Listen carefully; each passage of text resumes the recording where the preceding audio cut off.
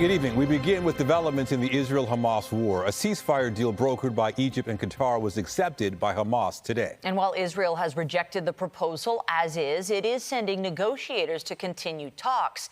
A glimmer of hope for a pause in the ongoing conflict as Israeli forces are now striking targets in Rafah. CTV's Colton Prale has the latest. Celebrations in the streets of Rafah tonight after Hamas agreed to an Egyptian proposal for a temporary ceasefire. Turkey welcoming it and calling on Western allies to pressure Israel to accept the deal. We will be discussing this response with our partners over the coming hours. We continue to believe that a hostage deal is in the best interests of the Israeli people. It's in the best interest of the Palestinian people. In Israel, families of the hostages calling on the government to accept the proposal. The Israeli government says they will send a delegation to continue negotiations, despite the proposal being far from Israel's necessary requirements, but will continue military operations in Rafah. Israel's national security minister instead saying Hamas is playing games and calling for the immediate occupation of Rafah. I think probably without this degree of preparation for an operation against Rafah, which the United States certainly did not want to see on humanitarian grounds, Hamas would not have been moved to make this indication that they'll accept a ceasefire. This morning, Palestinians in the southern city woke to pamphlets and radio messages ordering the evacuation of roughly 100,000 people to a nearby humanitarian zone. I'm seriously tired, this woman says. Where am I going to go? Where? Experts are cautioning against further military action in Rafah. Despite the military goals that do make sense, the costs to civilian lives and to Israel's reputation, I believe, are going to be far higher than any military benefits that can be achieved. Aid organizations say an incursion into Rafah could essentially end humanitarian aid in the enclave. A message of concern reiterated by the United States and other international allies. Colton Prale, CTV News, Ottawa. The news comes as a protest on the campus of the University of Toronto continues. School officials say they see a way forward after a weekend meeting, but protesters say they have no plans to go anywhere. CTV's Janice Golding is live on campus tonight with the very latest. Janice. Hi, Nathan. Yes, for 5 days now, these students have occupied a green space here at the heart of the university. And at this point, they're saying they're showing no signs of leaving. While protesters continue to occupy King's College Circle, a note of optimism today from U of T's Vice Provost of Students. Following a weekend meeting, Sandy Welsh wrote, "Our discussions have been constructive and we see a way forward." I'm not sure I share that optimism and that hope. Unfounded hope, say student leaders, who expressed very different sentiments after weekend talks. We have expressed multiple times that the meetings that we have need to be centered around our demands, and yet repeatedly have been refused. And so we are actually no longer interested in having meetings with the administration if they're not going to be of substance. Students and administration say discussions centered on health, safety and sanitation in the encampment, as well as modifying fencing at the north end. But the students say the university did not address student demands, which are the same at campuses across North America, namely that their schools disclose any ties with the Israeli government and divest from Israeli companies. To talk about financial complicity today at U of T is difficult. We need to also talk about disclosure.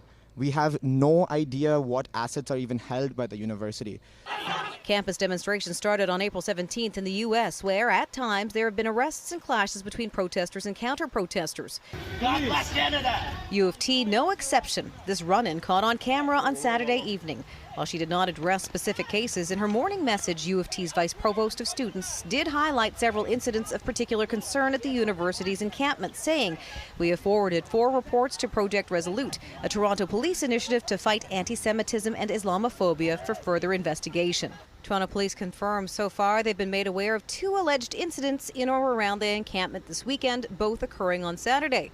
We have a zero-tolerance policy on hate speech. Meanwhile, media spokespeople who were brought to the press in a confined media circle they've delineated in the center of the encampment say they're aware of no incidents at all. They have accused us of engaging in non-peaceful activities and in having hateful messaging. We have asked them several times to give us specific examples of when, where that happened, what the incidences were, and who did it. We have no knowledge of such incidences. While the university and encampment leaders are clearly at odds on a number of issues today, the Premier was very clear on his stance on the encampment. I'm not in favor of these encampments on the universities. They need to move. The university has to move these people along. I'm getting messages from parents, and not parents from the Jewish community, parents as a whole. Are my kids safe now in university? The university says it's committed to a peaceful conclusion to the unauthorized encampment without the risk of violent confrontation or physical injury. The students, meanwhile, say they're not going anywhere until their demands are met. Now, the Hate Crimes Unit says it is currently investigating 2 alleged incidents, both occurring on Saturday. In the first, 2 counter-protesters claimed that their scarves and their flags were taken. In the second incident, a group of people were allegedly traveling together when one individual says that their hair was pulled and they were punched. Reporting live, I'm Janice Golding. Now back to Michelle and Nathan. Thank you, Janice. Still to come tonight, a service to remember 2 of the victims of last week's Wrong Way 401 crash. Family members gathered to say goodbye to grandparents who had come to Canada to visit their infant grandson, who also died in the crash. At Queen's Park today, the Speaker announced he is adjusting his ban on the keffiyeh, saying it can now be worn on the property, just not within the legislative chamber. The move came after 3 MPPs defied the ban inside the chamber today. CTV's Queen's Park Bureau Chief Siobhan Morris is live tonight with the latest. Siobhan. Well, the NDP leader says this softening is a good first step, but opposition parties still want a full reversal, setting up the possibility of more protests. You must leave the chamber. Sarah Jama was again warned to take off her keffiyeh and then to get out when she didn't. The independent MPP found irony, given what happened just before question period began. We engaged in a moment of silence around the Holocaust. And while we can spend time to recognize genocides of the past, we struggle as members of this House to recognize genocides of the present. This time, Jama had company with 2 NDP MPPs donning keffiyehs in defiance of the ban. The ban is making this a political article. Palestinian, Arab, and Muslim people are told you have to check your culture at the door. The ban, a call made by the Speaker, one he continues to defend as falling in line with blocking political symbols from the House. This is intended to promote order and decorum, and mostly has had the desired effect through the years. But in this case, Ted Arnott acknowledges it has instead fostered division and discord, both in this House and in our communities in the province. That said, the Speaker is maintaining the ban on the keffiyeh inside the legislative chambers, right beyond these doors. Back out here in the hallway, though, in offices, the keffiyeh is allowed again for politicians, staff, and visitors. I do think it is a step in the right direction. I'm hopeful that we can overturn the full ban, but we will be looking at all the options, including leaning on the government. The Premier says that he is not in favor of the ban, and yet he won't ask his members to do the right thing. Doug Ford has told his caucus they can vote however they like when the issue is raised. There's nothing I can do to change the legislature. That's the way the system works. The Speaker runs the legislature, and we have to abide by his rules. Opposition parties insist the Premier has more power than he's letting on. The NDP had planned to use an Opposition Day motion next week for a vote on the keffiyeh ban, but Marit Stiles now says she wants some clarity from the Speaker. He talked today about there needing to be unanimity on allowing political symbols in the chamber.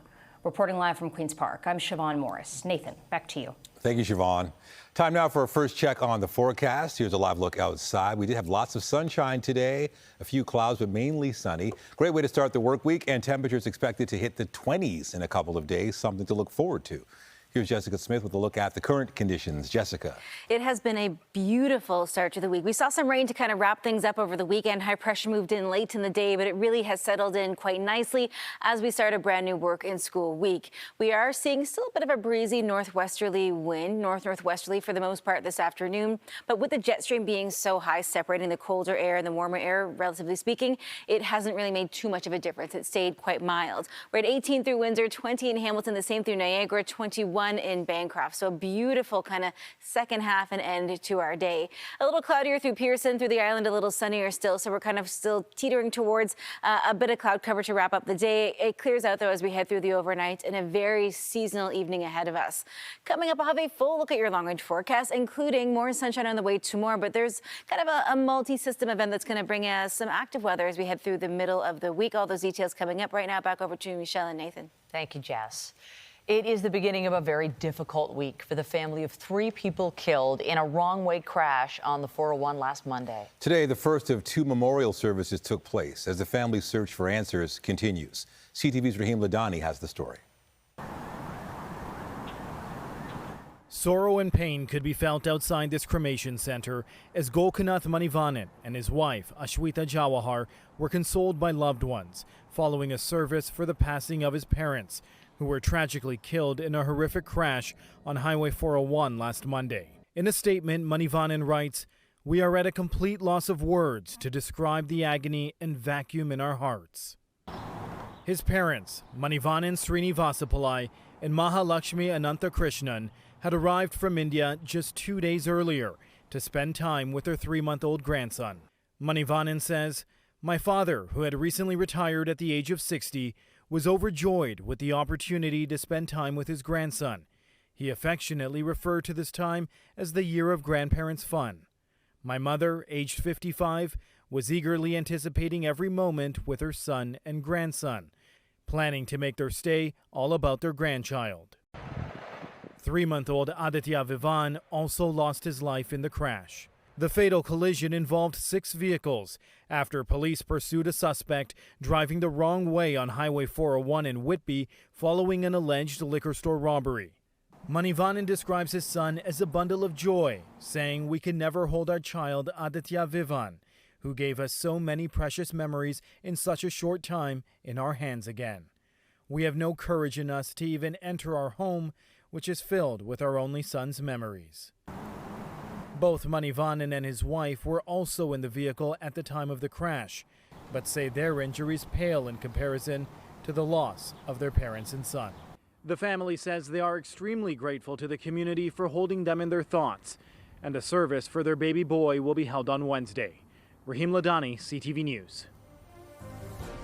Ahead on CTV News at 6, a Toronto police superintendent begins her disciplinary hearing facing allegations she helped junior officers cheat on a promotional exam. Tonight, why she says her actions were meant to help rectify systemic mistreatment within the service. The agony of defeat remains for members of the Toronto Maple Leafs. Members of the team spoke to the media today about their Game 7 loss Saturday, as well as their hopes for next season. CTV's John Musselman was there as the Leafs cleaned out their lockers at their practice facility and joins us live tonight with more. John. Well, Nathan, the players say they're disappointed and frustrated. The coach says he's disappointed and frustrated. The question is, who comes back here next year? You guys know my Staring into a bank of cameras, locker room clear-out day always attracts a lot of attention. The players attempting to explain what went wrong and why, and like every year, expressing their frustration and disappointment. It's difficult. I mean, you wake up yesterday morning and, you're so used to seeing the schedule, getting ready to go to the rink, compete, have the opportunity to continue the journey and work towards, obviously, the ultimate goal. And, the realization that it's over. Superstar Austin Matthews confirmed he was sick through a part of the series. He says the team needs to keep pushing forward. The Leafs never scored more than 3 goals in a game against the Bruins. At that time of year, it's tough to generate offense. It's when teams are playing extremely tight and not a lot of space out there. I think special teams probably plays a big factor into that, and that's something that we couldn't really get going on in the series. Meanwhile, Leaf forward Mitch Marner came under fire for his lack of production in the playoffs. He can be a lightning rod of criticism with fans. Still, Marner says he loves playing here and he has no desire to leave, although he is now being criticized by fans on social media after saying this. It means the world. Obviously, we're looked upon as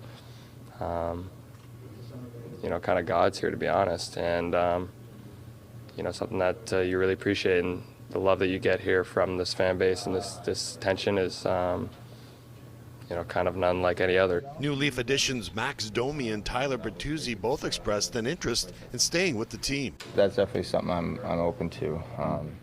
As I mentioned, that I really enjoyed myself this year. Coming into a new place, it's especially Toronto. Something I dreamed of my whole life, and it's pretty amazing to have the opportunity. Not many people get to do it. There's nothing like playing in the NHL other than playing for the Maple Leafs. You can't beat it, especially growing up in Toronto. And now team management is expected to speak on Thursday. We may get some clarification about the head coach, Sheldon Keefe. Reporting live, I'm John Musselman. I'll send it back to you. Thank you, John. Recent polling shows Carolyn Parrish is well ahead in the race to become Mississauga's next mayor. The Liaison Strategy Survey conducted last week shows Parrish has 28% support among all voters. That is a 13-point lead over her closest rival, Deepika Damerla. Alvin Tedjo rounds out the top three with 13% support.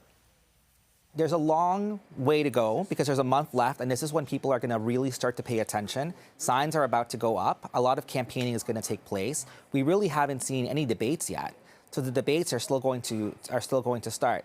All that being said, I do think there's the potential for this to be a very similar election to what we saw here in Toronto. A big politician enters the race with a lot of name recognition. She's got a lot of different opponents who split the vote, and that politician ends up winning. The margin of error for the poll is plus or minus 3.25%, 19 times out of 20. She was the first female black superintendent in Toronto police history. Now she's explaining for the first time what motivated her to help 6 constables cheat on a promotional exam. As CTV's John Woodward reports, Superintendent Stacy Clark is fighting a demotion by shining a spotlight on the isolation and mistreatment racialized officers like her faced. Anything to say, Superintendent Clark?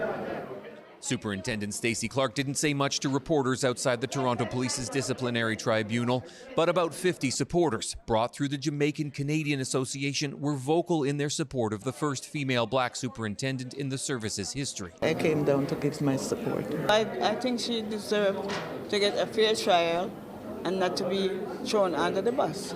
Inside the hearing, Clark offered her first public explanation for why she helped 6 constables cheat on a promotional exam, saying she was in despair over what she believed was systemic mistreatment of black officers, and she was attempting to diversify the ranks on her own. In a statement read by her lawyer, Joseph Markson, she said going through this role as the only female black superintendent was traumatic, painful, and disorienting. I stood up when credentials of people of color were undermined. I soon realized my efforts were having no impact. I was frustrated and desperate. A rising tide of emotions overwhelmed me. I decided that if the opportunity presented itself, I would assist the candidates and make a desperate effort to level the playing field.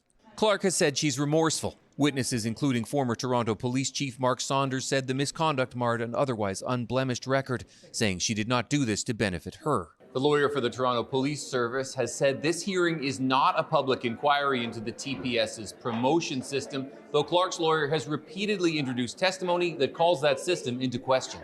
It is a desperate act to correct a wrong. Retired Superintendent David McLeod testified for years the TPS has done lip service to being fair to black officers, but says it is still hard to be, as he said, black in blue. The service continually suggests that it is doing by creating procedures, by vocalizing, but it is not being operationalized on a level that makes any difference. The service has acknowledged systemic racism in its policing and says it's trying to correct it. Clark could be fired for her conduct, but the tribunal heard Chief Myron Demkew believes she still has work to do at the TPS. The service calling for a demotion of 2 ranks for a year with a guaranteed promotion back to inspector, lower than superintendent. Clark's lawyer suggested a demotion but with an automatic re-promotion after a year. Clark is expected to testify in her own defense, as her supporters say the service's relationship with the black community hangs in the balance.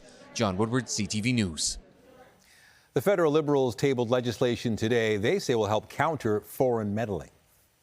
We're taking action to adapt and to respond to a world where life and consequently threats are increasingly moving to the online realm. Bill C-70 includes the creation of a publicly accessible registry.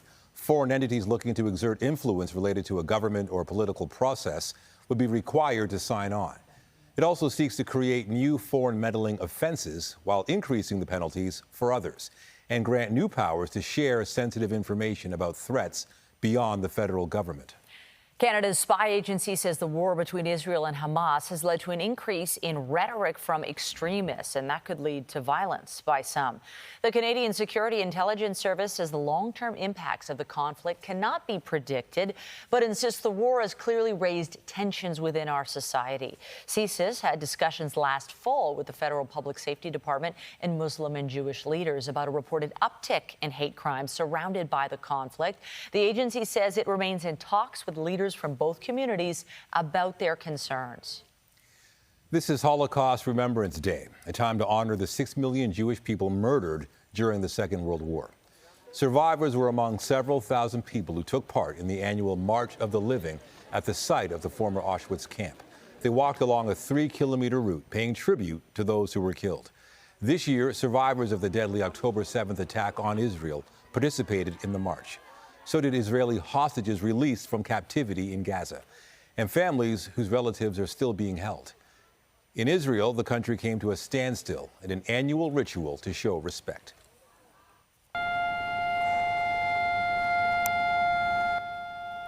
Sirens blared for 2 minutes at 10 a.m. as people stopped whatever they were doing in honor of the victims of the genocide. There were also ceremonies held throughout the day at Israel's National Holocaust Memorial, Parliament, schools, and elsewhere. Places of entertainment were closed. In Ottawa, the Prime Minister and other dignitaries attended a ceremony at the National Holocaust Monument. As we pay tribute to the memory of the victims and the resiliency of survivors, we reaffirm our pledge to never forget. Justin Trudeau says his government is committed to preserving Holocaust remembrance and combating anti-Semitism.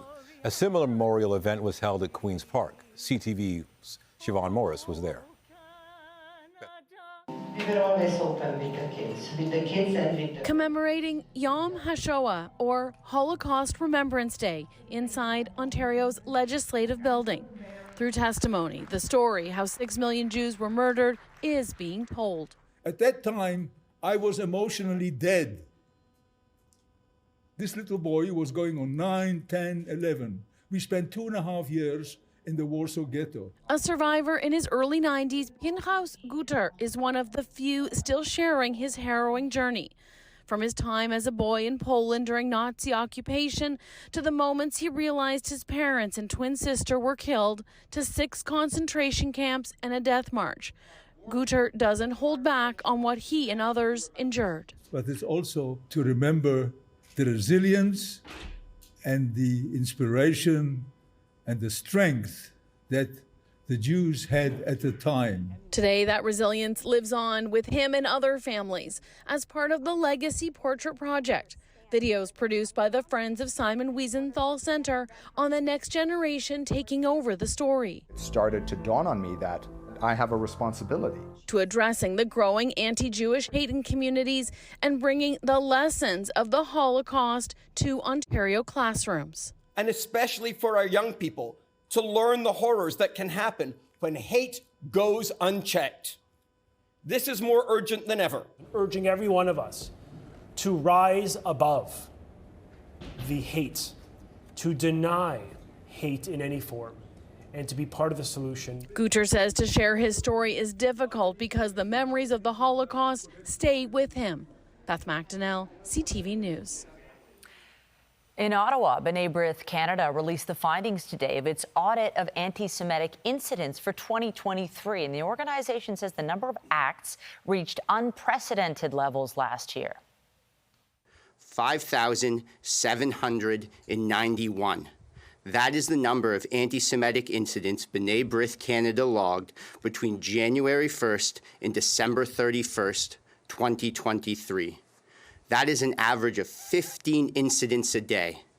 It is the largest tally ever recorded in the history of B'nai B'rith Canada's audit and represents a 109.1% increase over the year 2022. In 2023, we entered a period of crisis. 8 provinces or territories saw the number of anti-Semitic incidents in their jurisdiction increased by greater than 50%. B'nai B'rith also says there was a nearly 136% increase in acts of online anti-Semitic incidents across Canada and a 208% increase in violent incidents. The organization says several factors contributed to the 2023 findings, but says many incidents occurred in the early months of the war between Israel and Hamas. This is the first anniversary of King Charles's coronation. Excited, happy to be here. It's my first stop since I've arrived from Stevenage, just to say, pay my respects and say, hey, thank you, you're doing a good job. Looking forward to see what other new things he's going to propose. Visitors to Buckingham Palace sent well wishes to the monarch on the special occasion. The king was crowned in Westminster Abbey on May 6, 2023. He returned to public duties last week following his cancer diagnosis. There have been numerous delays, but tonight, Boeing Starliner capsule is scheduled for its first astronaut launch. We've got 2 test pilots, Butch Wilmore and Sonny Williams, a man and a woman. They're the best of the best, and they will do this test flight at 10:34 tonight. The astronauts will spend a week at the International Space Station. Starliner's debut test flight without a crew in 2019 failed to reach the orbiting laboratory, and Boeing had to repeat the demo before astronauts could fly. The company also had to make other changes, including fixing the capsule's parachutes. Well, it's one of the biggest nights on the calendar for fashion and celebrity. Coming up, we'll bring you all the excitement of the Met Gala fundraiser, who's there this year, and just how much does a seat cost. And I'm Pat Foran. Coming up on Consumer Alert, are you planning a vacation? If you are, be careful you don't get scammed. A man booked a dream trip to Costa Rica and ended up losing almost $8,000. I'll have my report just ahead. The sunshine from today carries into the sunshine for tomorrow, and with that comes a UV index on the very high side at an 8. So sun protection becomes so important. Another thing to contend with into the day tomorrow is pollen. If you live with allergies, it's going to be a bit of a challenging day. Coming up, I'll have a full look at your long-range forecast, and stay with us. We've got another full night of great shows for you right here on CTV. If you're planning a vacation, there are many different platforms to choose from when finding a place to stay. But unfortunately, scammers are also using popular websites to post fake listings to steal your money. Here's Pat Foran and Consumer Alert. Pat. Nathan and Michelle, a man wanted to rent a luxury villa in Costa Rica, and he found one on a popular vacation website. But the ad turned out to be fake, and he was scammed out of almost $8,000. Everything looked so legit. Barry Good of Midland and his wife love to travel, and every winter they take an extended vacation. At the end of January, we made a quick decision that we would go to Costa Rica for 3 weeks. Good searched on Booking.com and found a villa for rent. Booking.com found 61 other reviews that gave it a 9.8. So that's the first thing. Had a good rating.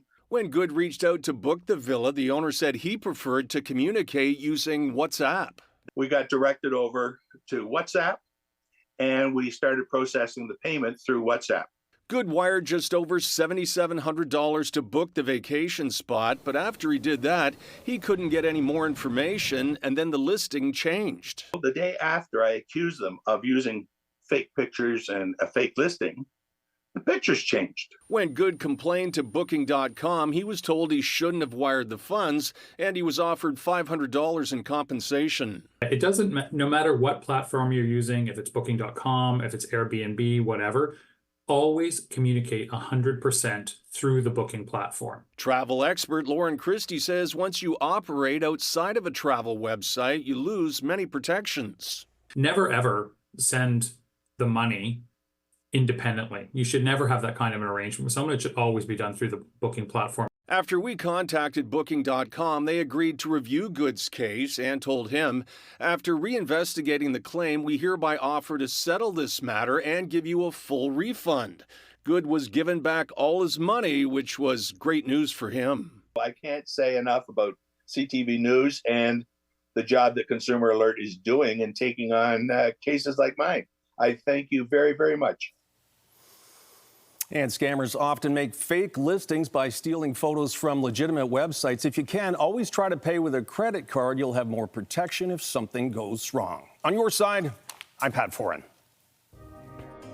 If you have a consumer story idea, email us at alert@ctv.ca.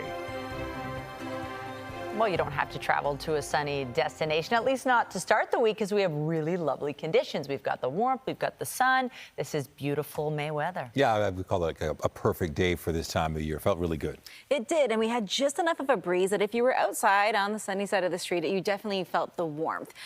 Even though we aren't going to see sunshine throughout the entire week, there is some active weather on the way. To be fair, it still stays at or above seasonal, and I'll take it. Warm rain is still nice. Weather is brought to you by Train, the most reliable heating and cooling brand. It's hard to stop a train. We've seen brilliant sunshine today, and the cloud cover has moved in a little bit this evening, but it pushes out just in time for the sun to set, and then we'll see a beautiful and clear night ahead of us. Temperature-wise, we're very seasonal as we get ready to step into the kind of end of our day today, but really everybody across Ontario is experiencing this warmth. The jet stream is really kind of encompassing the entire province. So even though we have a northerly flow, typically a little cooler, a little fresher, because that jet stream is so high, that north air is kind of flowing through the higher jet stream, which just means it's still warm outside. For all that fancy talk, just to say that. But into this evening, we're very seasonal, sitting at 8, a very clear night ahead of us, and it will be beautiful to get out for an evening walk. Into the day tomorrow, more sunshine, right on par for that seasonal mark, really right across the board. A little warmer still in towards that southwestern corner, but everybody holding on to that high pressure for just another day. As we get in towards the midpoint of our week, we are going to see a series of lows start to make their way in. The one in particular is a little stronger right now south of the border and towards the U.S., just south of the prairies. It's spring tornado season for them. For us, we're not experiencing anything that significant, but we will see the remnants of it, the tail end. Through the rest of our night and into the day tomorrow, again, a whole lot of sunshine out there, really beautiful. And then as we head in towards our day tomorrow, through the end of it, that's when the cloud cover rolls in, and then the first kind of round of showers overnight. Not a downpour by any means for us here in the GTA. The heavier rain is up towards Sault Ste. Marie through to Parry Sound. For us, we just see a few different waves of it as we head through the early morning and then through the early evening, and then it kind of starts to teeter off a little bit. We don't see brilliant sunshine again until the weekend, but overall, it's not too bad. Temperature-wise, very seasonal to start the day tomorrow, but we don't lose any of the warmth into the evening, so a bit of a muggy night ahead of us. Through your Wednesday, Thursday, Friday, that's where we see the spotty shower activity. Not a downpour, not a wash by any means, but a good idea to keep the umbrella handy. As we head in towards the weekend for Mother's Day, whether you're celebrating mom, a mother figure in your life, or just a beautiful weekend, temperature-wise, right on par for that seasonal mark, and then in towards next week, even nicer. So we have to get through a little bit of midweek rain to settle into finally a sunny weekend. I'll send things back over to Nathan. Thank you, Jess. Also tonight, it's a heart condition that can be deadly and affects 800,000 Canadians. But with early diagnosis, there is hope. Details of the life-saving effort called Heart Life coming up. Heart failure claims more lives than the majority of cancers. But few Canadians really understand what it is. Our health reporter Pauline Chan has more. So we have the CN Tower being lit up. We have a Northern Lights display at BC Place. Mark Baines hopes Canadians will be thinking about people like himself during Heart Failure Awareness Week. I was 23 years old, and there was a misdiagnosis for almost a month and a half before I was actually told that I had heart failure. And I think that early diagnosis could have really changed my trajectory of care. He lived with heart failure for 10 years before receiving a heart transplant, and he co-founded a group called Heart Life to educate people about heart failure. Heart failure is a condition where the heart is not working properly, and it is unable to pump enough oxygenated blood forward to the rest of your body. So as a result, fluid backs up. Dr. Stephanie Poon says it can be caused by a heart attack, which weakens the heart, or infection, or even heart disease from birth. But medications, along with daily exercise and limiting sodium intake, can allow patients to live longer, better lives. Currently, over 800,000 Canadians are living with heart failure, and every year 100,000 new people are added to that list. It is basically one of the most common reasons why Canadians end up in hospital. Poon says her main goal is to make sure Canadians recognize the symptoms of heart failure, shortness of breath, and fluid buildup, especially in the legs and abdomen. The earlier you get started on treatment, the more likely it is that you're going to live a longer and better life, even though There is no cure for heart failure. Pauline Chan, CTV News. Researchers across Canada are receiving a significant financial boost to help prepare for future health emergencies, including a pandemic.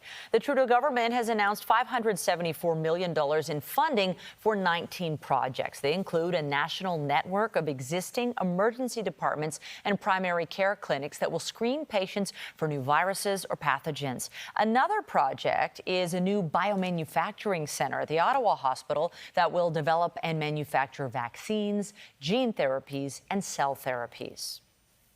The first Monday in May is a date fans of fashion and celebrity mark on their calendars. The annual Met Gala is underway in New York as we speak.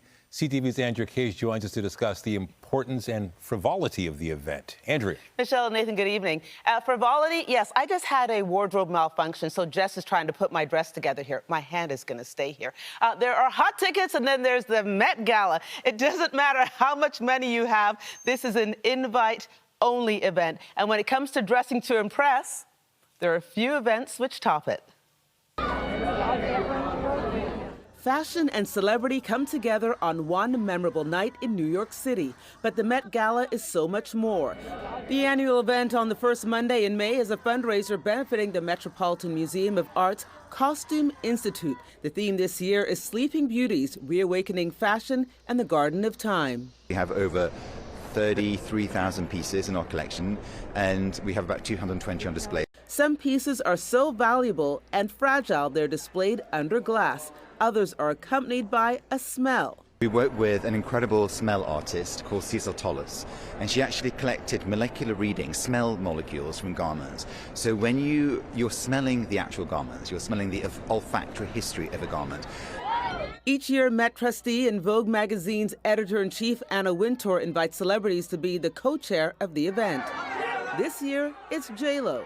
It's exciting. It's a fun night for sure. Met Gala looks are not, it's not about comfort. Singer Bad Bunny, actor Chris Hemsworth, and Zendaya. The 27-year-old's first Met Gala was 9 years ago. Her appearance and her outfits have made her one to look out for.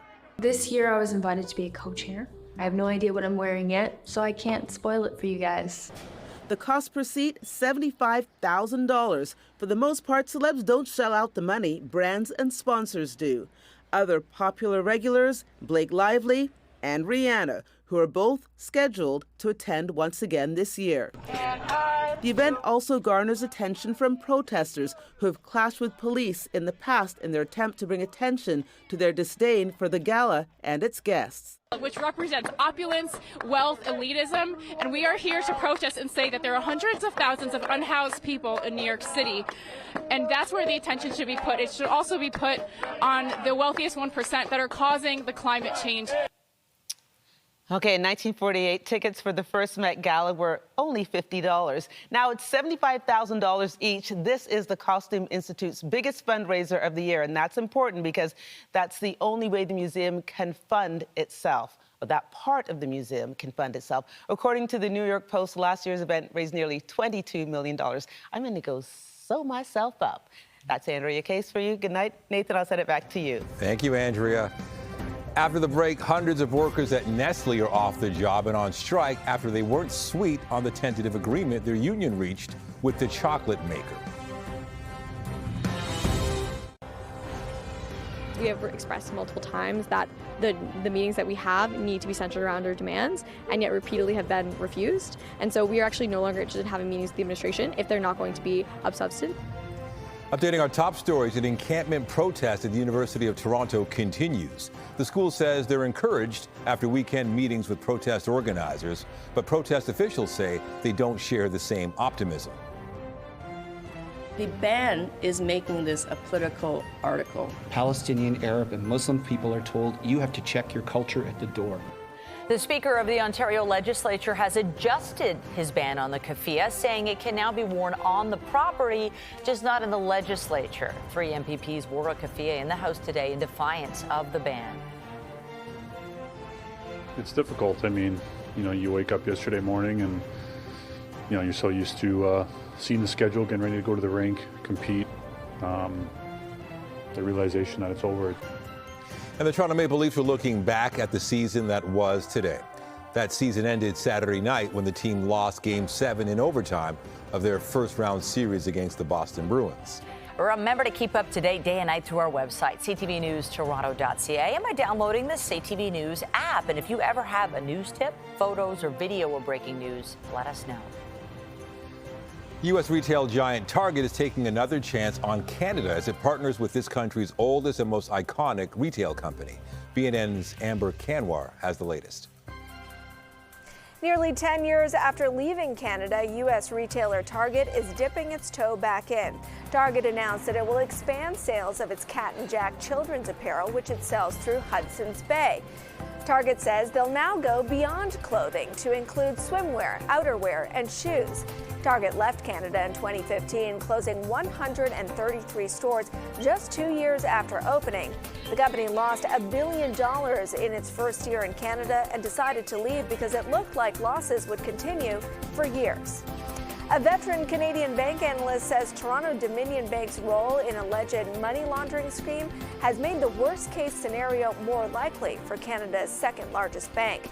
TD has been dealing with investigations for months into money laundering in the U.S. Reports suggest that it is associated with alleged proceeds from illicit drugs by Chinese and Mexican crime groups. Analysts say the fines could be upwards of $2 billion, and it could take much longer than previously thought to fix. Bank analyst John Aiken says TD could be entering a, quote, lost decade, with growth in the U.S. likely to be constrained and the timeline for a fix extended by several years. Canadian miner First Quantum is looking forward to meeting with Panama's incoming president in an effort to solve the dispute that closed the Cobre Panama copper mine in the Central American country after months of civil unrest. The incoming president, Jose Raul Molino, who is seen as an investor favorite, hasn't said much about First Quantum's $10 billion mine, which was closed late last year. But his pro-business stance and his past support for the mining industry are raising hopes the mine will one day reopen. Now let's take a look at the closing market numbers. The Canadian dollar edged up very modestly to around 73 cents U.S. So did oil prices in the U.S., up around $78 per barrel, while Canadian energy prices lost ground, trading below $66 per barrel. But it was a big up day on the TSX, adding 300 points. That's the latest in business. I'm Amber Kanwar in the BNN Bloomberg Newsroom. The Business Report is brought to you by Canadian Western Bank, the bank built for business. Hundreds of Nestle workers walked off the job last night after rejecting a tentative agreement their union had reached with the chocolate maker. Unifor issued a statement saying its 461 members who work as machine operators, bar packers, shippers and receivers, general laborers, and in the skilled trades at Toronto's Nestle plant chose to go on strike. The union says its members wanted improvements to the pension plan and rejected a 2-year freeze on a cost of living adjustment. The wages, pension, and the dearness allowance that particularly affected especially the lower category of workers, and they felt they didn't get a fair share of the amount. So they were displeased with it. So we had to go back to the bargaining table and have to deal with this, iron out the issues. Definitely wages for some of the lower skilled workers. There's a disparity between the benefits that are being given to some of the more senior employees versus the junior employees, and we make up 70% of the workforce, the junior employees. So that is like a critical issue, that there's favoritism being shown in the bargaining. Nestle Canada has released a statement which reads in part, "We're proud of the package that we presented and the union recommended to their members. We are disappointed with the membership's decision. We don't anticipate this labor disruption will have any immediate effect on the availability of our product at the retail shelf." It's going to cost you more to mail a letter. Canada Post's rate increase went into effect today. The price of a single domestic stamp increases to $1.15. Booklets, coils, and panes go up by 7 cents to 99 cents per stamp. This is the first major increase in a decade. On Friday, Canada Post reported it lost $748 million last year. It warned that without changes, it expects larger losses going forward. Just ahead, a slithering surprise. The story behind this unexpected passenger who hitched a ride and hung on for the journey. In Arizona, a couple was driving to a movie premiere when they discovered an extra passenger with them. But this passenger wasn't human. No, it was a snake. The duo making the discovery about 45 minutes into their trip, realizing they were riding along with what appeared to be a gopher snake. They are used to seeing snakes because of where they live, but never like this. Fortunately, the couple was close to their exit, and they left the snake to slither off while they went to the premiere. Just hopefully not into the engine or anything. Good on them. They say The car's calm. for sale. Nope. I'd be Many would have swerving. panicked. Yeah. I would just stop, and the car is the snakes now. Yeah. It's fine. No snakes, at least not any that we can see in here. Beautiful end to our day. It has been such a beautiful spring. Like, you open up the textbook. I like to use that for reference, but it is exactly how it should be. We have that light breeze out there. Fantastic for spending time outside. This continues into the day tomorrow before a series of low-pressure systems comes in and brings a few waves of rain. But that's also needed this time of year. Right now, we're holding on to some warmth. It is right around 18 degrees here in the city, the same through Windsor, 20 in Hamilton, over through Bancroft at 21. Even Northern Ontario is experiencing this warmth as this ridge in the jet stream really sits over us. A sunny day for the kids tomorrow. Sunscreen, extra water, a good idea. And as we head in towards the middle of the week, we are watching a bit of a system move in. This is the first of a few, but then by the weekend, just in time for the weekend. We've had so many rainy weekends lately. I'll take the rain during the week and the sunshine just in time for Mother's Day. Beautiful. Send things back to you guys. The moms deserve it. Thank you, Jess. That's it for us, but be sure to join Omar Sachedina tonight at 11 for CTV National News, followed by Zarada Allman with our next local newscast at 11:30. In the meantime, our coverage continues anytime on CP24 and online at ctvnewstoronto.ca. For Jessica Smith and all of us here at CTV News, thank you for watching and have a great night.